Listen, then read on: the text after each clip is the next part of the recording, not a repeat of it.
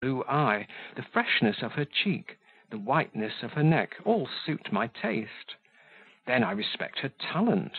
The idea of marrying a doll or a fool was always abhorrent to me. I know that a pretty doll, a fair fool, might do well enough for the honeymoon, but when passion cooled, how dreadful to find a lump of wax and wood laid in my bosom, a half idiot clasped in my arms, and to remember that I had made of this my equal, nay, my idol, to know that I must pass the rest of my dreary life with a creature incapable of understanding what I said, of appreciating what I thought, or of sympathizing with what I felt. Now Zoraide Reuter, thought I, has tact, caractère, judgment, discretion. Has she heart? What a good, simple little smile played about her lips when she gave me the branch of lilacs. I have thought her crafty, dissembling, interested sometimes, it is true; but may not much that looks like cunning and dissimulation in her conduct be only the efforts made by a bland temper to traverse quietly perplexing difficulties? And as to interest, she wishes to make her way in the world, no doubt, and who can blame her? Even if she be truly deficient in sound principle, is it not rather her misfortune than her fault? She has been brought up a Catholic. Had she been born an Englishwoman and reared a Protestant, might she not have added straight integrity to all her other excellencies? Supposing she were to marry an English and Protestant husband, would she not, rational, sensible as she is, quickly acknowledge the superiority of right over expediency, honesty over policy? It would be worth a man's while to try the experiment.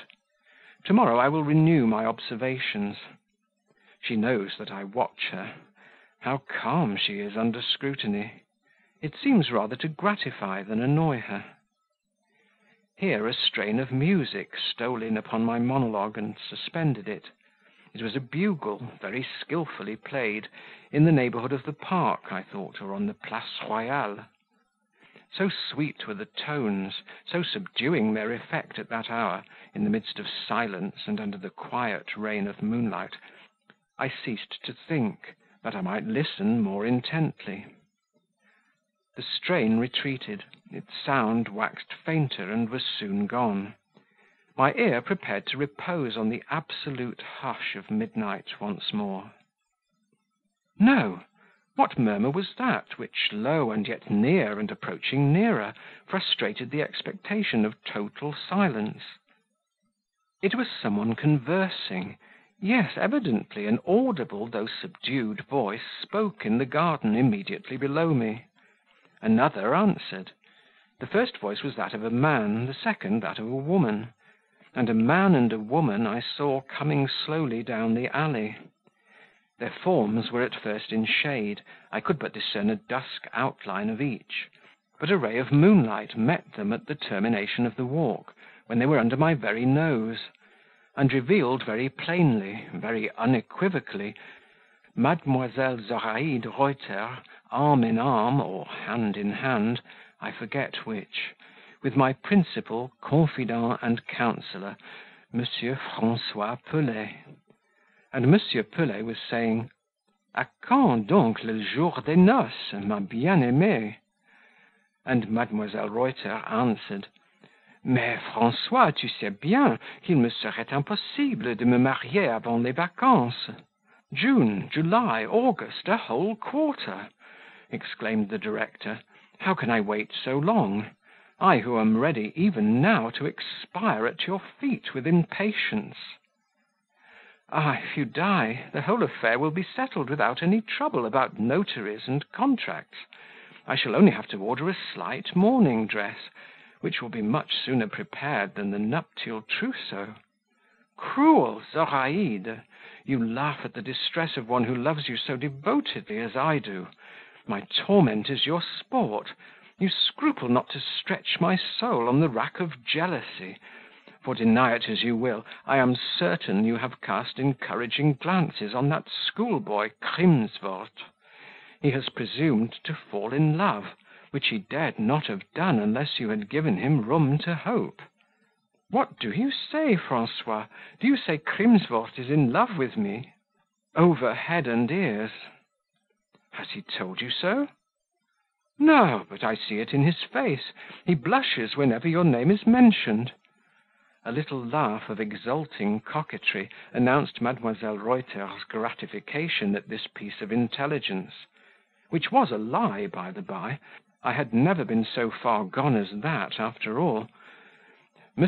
Pelet proceeded to ask what she intended to do with me, intimating pretty plainly, and not very gallantly, that it was nonsense for her to think of taking such a blanc bec as a husband, since she must be at least 10 years older than I. Was she then 32? I should not have thought it. The director, however, still pressed her to give a definite answer. "François," said she, "you are jealous." And still she laughed.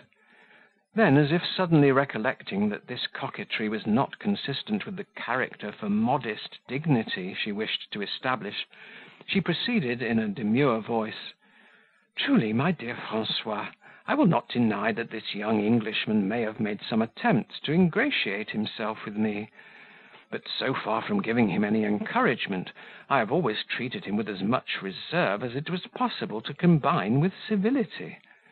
Affianced as I am to you, I would give no man false hopes, believe me, dear friend." Still Pelet uttered murmurs of distrust; so I judged, at least, from her reply. "What folly! How could I prefer an unknown foreigner to you? And then, not to flatter your vanity, Crimsworth could not bear comparison with you either physically or mentally.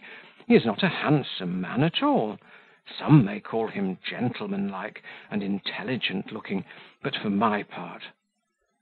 The rest of the sentence was lost in the distance, as the pair, rising from the chair in which they had been seated, moved away. I waited their return, but soon the opening and shutting of a door informed me that they had re-entered the house. I listened a little longer; all was perfectly still. I listened more than an hour. At last I heard M. Pelet come in and ascend to his chamber. Glancing once more towards the long front of the garden house, I perceived that its solitary light was at length extinguished. So for a time was my faith in love and friendship. I went to bed, but something feverish and fiery had got into my veins, which prevented me from sleeping much that night. End of chapter 12. Recording by Martin Geeson in Hazelmere, Surrey.